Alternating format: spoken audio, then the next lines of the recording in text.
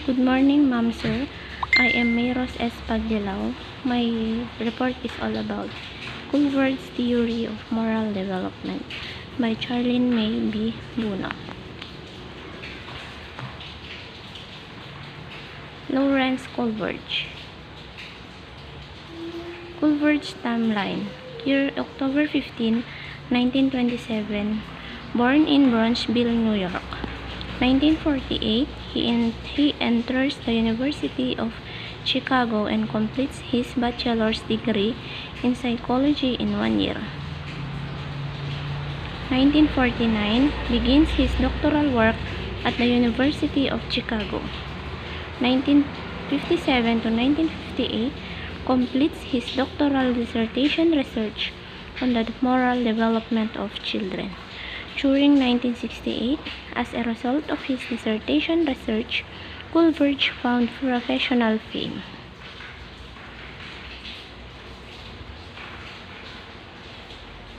(1969) Influenced by the kibbutz in his travel in Israel, Culvert returns to U.S. and founds several Jewish communities. While 1971, while conducting cross-cultural work in Belize, Culvert contracts a tropical disease that plagued him physically and mentally for the next 16 years.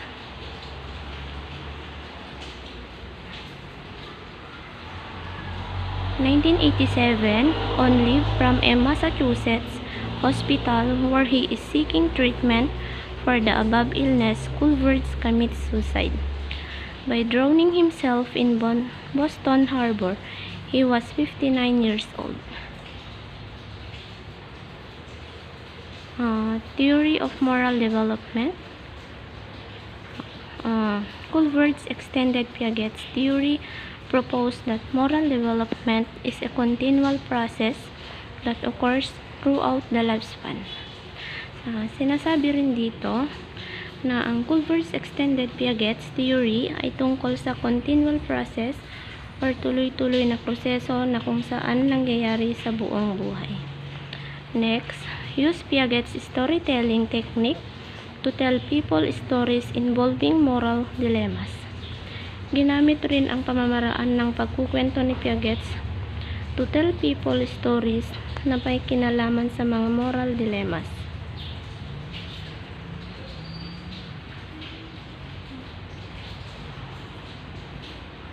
Next, he based his theory upon research and interviews with groups of young children. Sinasabi rin dito na he based his theory sa pamamagitan ng research and interviews sa mga grupo ng mga kabataan.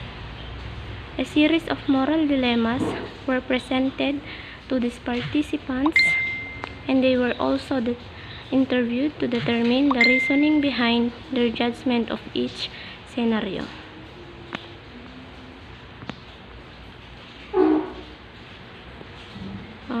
Sinasabi rin dito, and there's a series of moral dilemmas na kung saan ipinapakita sa mga participants at sila rin ay in-interview upang matukoy ang pangangatwiran or reasoning behind their judgment sa bawat scenario.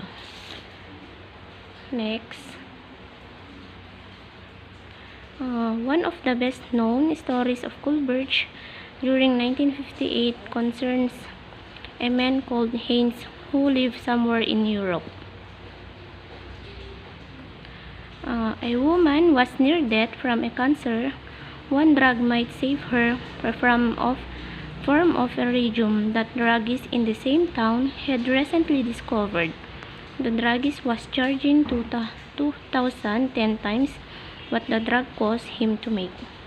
The sick woman's husband, Haynes, went to everyone he knew to borrow the money, but he could only get together about half of what it cost. He told the druggist that his wife was dying and asked him to sell it cheaper or let him pay later. But the druggist said no. The husband got desperate and broke into the men's store to steal the drug for his wife. Should the husband have done that? What do you think so? Punta naman tayo sa levels of moral reasoning. 1. Pre-conventional morality. 2. Conventional morality. 3. Post-conventional morality. So, let's start with what is pre-conventional morality. Ito ay ang moralidad na kung saan ay externally controlled or kontrolado sa labas. Ang mga rules na impose ay authority ay sinusunod upang maiwasan ng punishment or makatanggap ng rewards. This perspective involves the idea na kung ano ang tama ay kung ano ang maaaring mawala or kung ano ang nakapagbibigay ng personal na kasiyahan.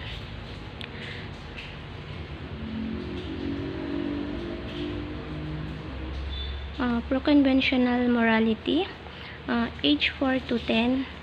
A person is motivated by obedience to authority. Ang isang tao ay motivated dahil sa pagsunod sa mga authority. Next, commonly associated with young children. Sila rin ang karaniwang nag-uunay sa mga young children. Next, involves little true about morality. They are also involved in little true pag-iisip tungkol sa morality. Moral code is shaped by the standards of adults and the consequences of following or breaking the rules. And sinasabi dito na ang moral code ay hinuhubog or it's shaped by the standards sa mga matatanda at sa mga kahihatnan ng pagsunod or maging sa paglabag ng kanilang mga alituntunin or rules. There are two stages of pre-conventional morality.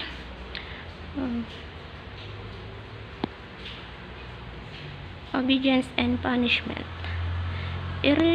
Earliest stage of moral development. Sila yung mga maagang stage ng moral development. Common in young children. And it is common in young children. Children see rules as fixed and absolute. Sinasabi rin dito ang nakikita ng mga bata ang mga rules bilang fixed and absolute. Obeying the rules is important to avoid punishment. And it says here na ang pagsunod sa mga rules ay mahalaga upang maiwasan ang anumang punishment o parusa. Morality is motivated solely by punishment, at ang morality ay motivated lamang by the punishment.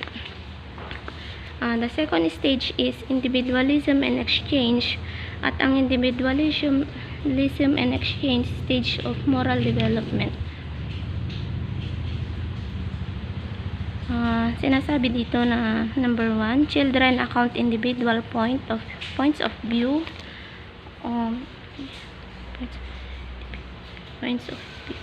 Isinasaalang ang mga bata ang mga individual na pananaw. Second, judge action based on how they serve individual needs. Hinuhusgahan ang mga action based sa kung paano nila sinerve ang mga individual needs. Reciprocity is possible but only if it serves one's own interest. Reciprocity is possible but if only serves sa sariling interest.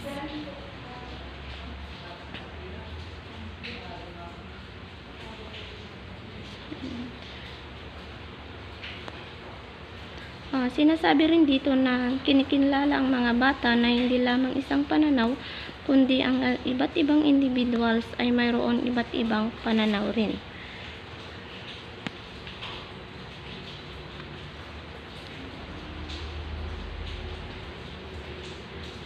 Children recognize that there is not just one right view and that different individuals have different viewpoints. Focuses on individualism and different perspective. The goal is to avoid punishment. The next level is conventional morality, which is marked by the acceptance of social rules, what is good and moral. During this time, adolescents and adults internalize the moral standards they have learned from their role models and from society.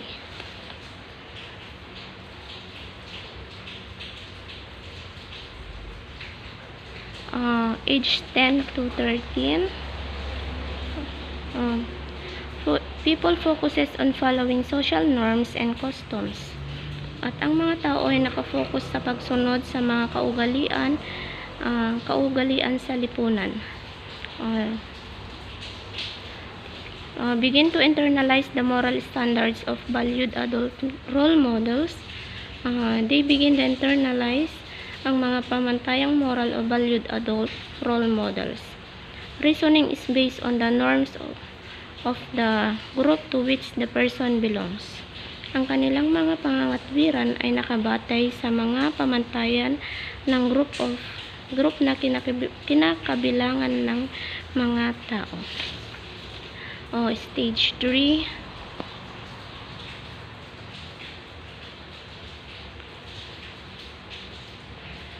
Stage 3, interpersonal relationship. This period is also focuses on the acceptance ng authority at pagsunod sa mga pamantayan ng group.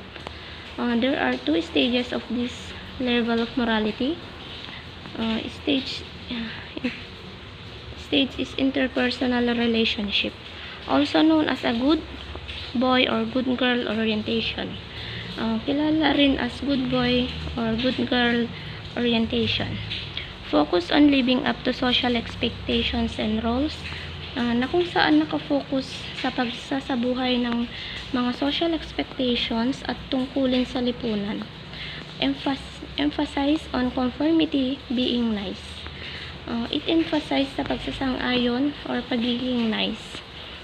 Consider how choices influence relationship. It also considering na kung paano na-influensyahan ng mga pagpipilian ang relationship. Next, it emphasizes the maintenance happy interpersonal relationship and pleasing others. Binibigyang diin ang pagpapanatili ng isang masayang interpersonal na relationship and pleasing others. A need to avoid the rejection, disaffection, or disapproval from others. It says here na ang isang pangangailangan upang maiwasan ang rejection, hindi pagsang-ayon, disapproval from others. Fourth stage is about maintaining social order.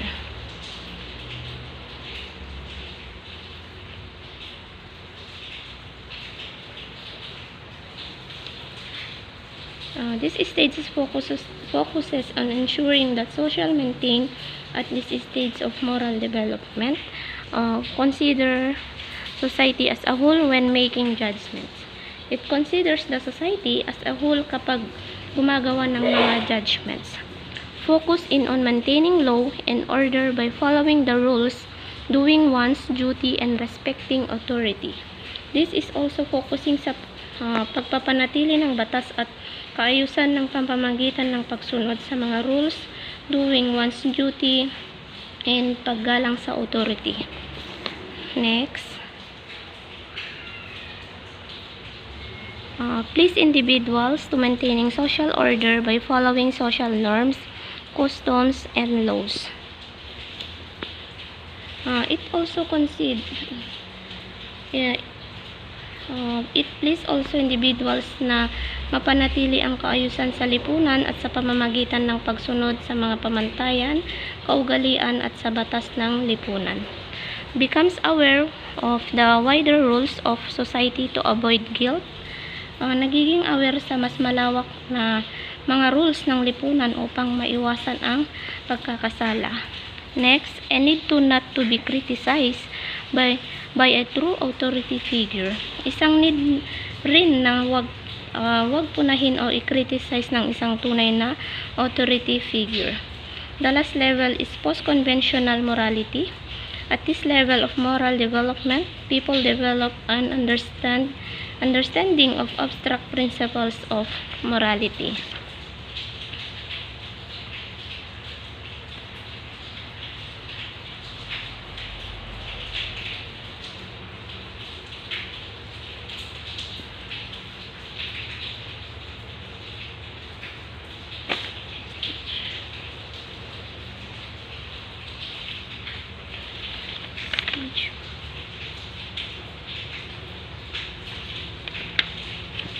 Please individuals. Stage 5.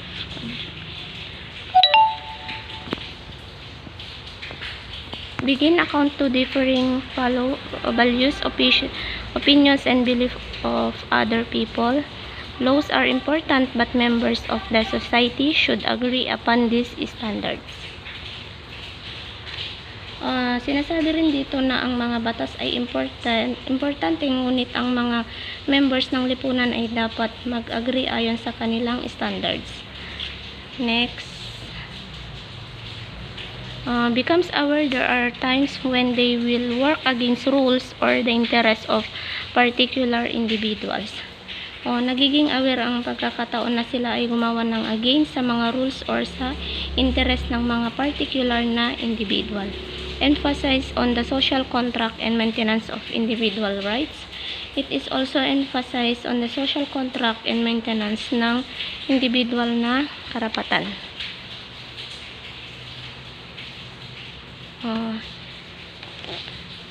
Stage 6, the final stage of moral reasoning is universal principles.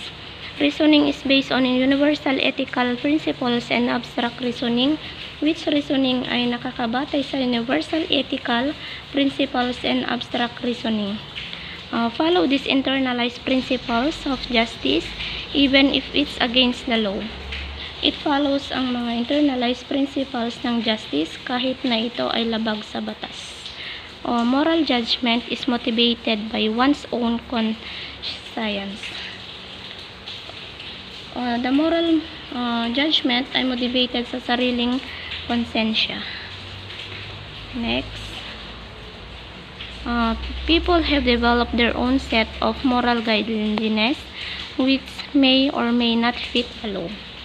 Sinasabi rin dito na ang taong nagde-develop or nakakabuo ng kanilang sariling set of guidelines ng moral na kung saan maaaring umangkop sa batas o hindi. Search for universal principles. Yun lang po ang aking report. Thank you.